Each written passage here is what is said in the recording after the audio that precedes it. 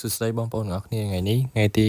17ហើយប៉ុន្តែខ្ញុំចង់យកវីដេអូថ្ងៃទី16មកឲ្យបងប្អូនមើលនេះជាវីដេអូថ្ងៃ16ខែកញ្ញាឆ្នាំ2025មានគេអាចប្រាប់ខ្ញុំថាវីដេអូនឹងជាវីដេអូ AI ឬក៏វីដេអូការពិតមកខាត់ពេលឥឡូវយើងមកស្ដាប់សម្ដីបងប្រុសតែគាត់នៅហេតុការណ៍ផ្ទាល់បងប្អូនសូមមេត្តាបញ្ជួយពិចារណាផងបងប្អូនអ្នកសារព័ត៌មានធំជួយ share បន្តផងបងប្អូនណានឹងឲ្យបងសារព័ត៌មានទាំងអស់ណាបើសិនជាបានឃើញវីដេអូទាំងអស់ហ្នឹងហើយសូមបងប្អូនសារព័ត៌មានទាំងអស់ជួយធ្វើការដដៃដុតជើងផងបាទកុំឲ្យស្ងាត់ពេកបាទកុំឲ្យតែឃើញពីប្រជាពលរដ្ឋដល់ពេលបងប្អូនសារព័ត៌មានយើងដូចជាល្បីដូចជាស្ងាត់ដល់ហើយអត់មានឃើញសកម្មភាពអីសោះជួយគ្នាផងយើងជាខ្មែរដូចគ្នាបាទសូមអរគុណមិញហ្នឹងគឺគេដាក់កំភ្លើងយន្តនៅមុខហ្នឹង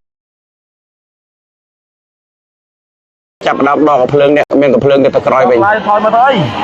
បាទចប់ឡាយមួយថតមកធំទៅតែវាយ៉ាងមកយូរយ៉ាងនេះមិនបានទេតោះបងប្អូនយើងទៅមើលវីដេអូថ្ងៃ17ជាមួយខ្ញុំទាំងអស់គ្នាហើយតើមានអីកើតឡើងបន្តទៀត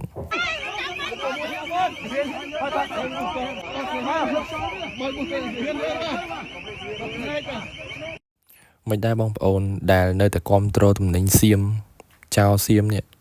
នៅតែគ្រប់គ្រងវានៅតែទិញវានេះបងប្អូនមានចេះឈឺចាប់អត់នៅពេលដែលឃើញវីដេអូទាំងអស់ហ្នឹងបើសិនជាអ្នកដែលប្រើរបស់សៀមទាំងអស់ហ្នឹងនៅជាតបជួមុខវិញបានយល់ពីអារម្មណ៍ដ៏ឈឺចាប់មួយហ្នឹងបាញ់មកយើងហ្មងមែនទេបាញ់ចំដល់បាញ់ចំបាញ់បាត់ចំហ្មងបាទនេះប្រយបាទងัวបាទសំបីនេះស្មាបាញ់ត្រូវមកក្របដែរវាបាញ់ហ្មងបាញ់ត្រូវមកក្របដែរណាវាបាញ់ត្រូវមកក្របដែរវាបាញ់ត្រូវដែរ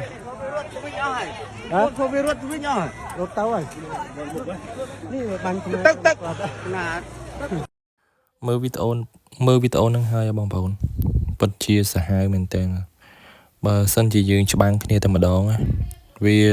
ជារឿងមួយផ្សេងដែលពួកយើងបានមានន័យថាយើងបានការពារខ្លួនរៀងខ្លួនប៉ុន្តែនេះពួកយើងអត់មានអីទាំងអស់មានតែដបងជាជនធម្មតាដែលយកទៅតវ៉ាឈើធម្មតាគាត់តែយកទៅកាយបន្លាលុះតែប៉ុណ្្នឹងដើម្បីនិយាយទៅនេះជាអាវុធរបស់ប្រជាពលរដ្ឋគាត់ជាដបងធម្មតាហើយពួកអាចោសៀមវាប្រើដឹងវាប្រើស្អីខ្លះឲ្យបងប្អូនបានជាមានរបួសខ្លាំងនៅថ្នាក់ហ្នឹងមានអ្នកខ្លះត្រូវគ្រាប់ផងត្រូវអីផងមិនដឹងថាវាបាញ់អីគេខ្ញុំអត់ច្បាស់ដល់កន្លែងហ្នឹងខ្ញុំអត់ហ៊ាននិយាយទេបងប្អូន